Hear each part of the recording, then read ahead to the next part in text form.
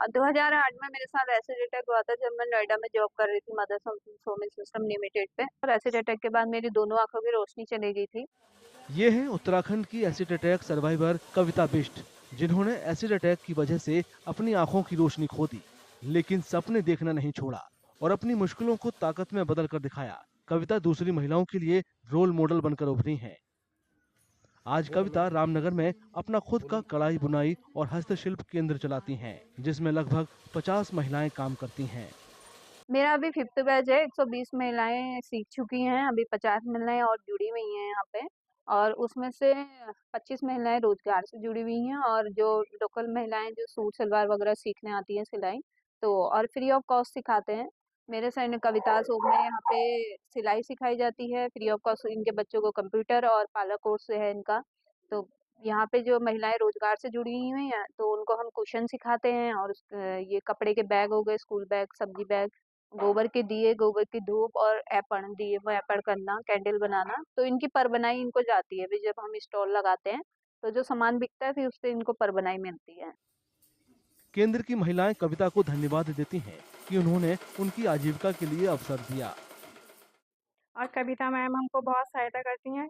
घर से थोड़ा काम करने के बाद हम यहाँ आते हैं, अपना सिलाई करते हैं, कढ़ाई बुनाई बहुत सिखाती हैं और सभी चीज़ हम सीख चुके हैं और अब यहाँ हम जॉब पे लगे हैं। क्या क्या बनाते हो आप लोग? यहाँ कुशन बनाते हैं, बैग बनाते हैं और बहुत सी चीज़ें बनाते हैं। सिलाई भी की जाती है, कपड़े भी सिले जाते हैं, बैग सिले जाते हैं, साइड पर्स, हैंड पर्स सब सिले जाते हैं। मोमबत्ती, दिए, गोबर के दिए बनाए जाते हैं, धूप बनाई जाती है, बहुत सी सारी चीज़ें बनाई जाती हैं। सर मैम बहुत अच्छी मैम है और हमें बहुत अच्छा सिखाती हैं। और हम कहती हैं जैसे मैं आगे बढ़ी हूँ आप भी आगे बढ़ो हमारे साथ। यहाँ महिलाएं रोजगार से जुड़ी, मैं भी यहाँ हेल्प पे करती हूँ महीने पे। और भी यहाँ बहुत कुछ सिखाया जाता है, जैसे बैग हो गए, कुशन हो गए, साइड पर्स हो गए, गोबर के दिए हो गए, धूप हो गई गोबर की, और कैंडल्स हो गए, और पर्स हो गए, और स्कूल बैग हो गए। बहुत कुछ सिखाया जाता है, जैसे कपड़े सिलाए जाते हैं सिखाया जाता है। कविता की यात्रा न केवल उनके केंद्र की महिलाओं को बल्कि रामनगर की बाकी महिलाओं को भी प्रेरित करती है। और पहले हम मेरा 12th कंप्लीट हुआ था तो उसके बाद हम सिर्फ घर पे काम और ये सब चीज़ें ही होती थी। लेकिन जब हमें पता चला कि यहाँ पे एक सिलाई सेंटर है जहाँ पे बहुत सी चीज़ें सिखाई जाती है, मैम सिखाती है और मैम के साथ इतना सब चीज़ हुआ है, तो उनको देख के हमने कहा जब वो कर सकती है तो हम तो फिर भी ठीक है।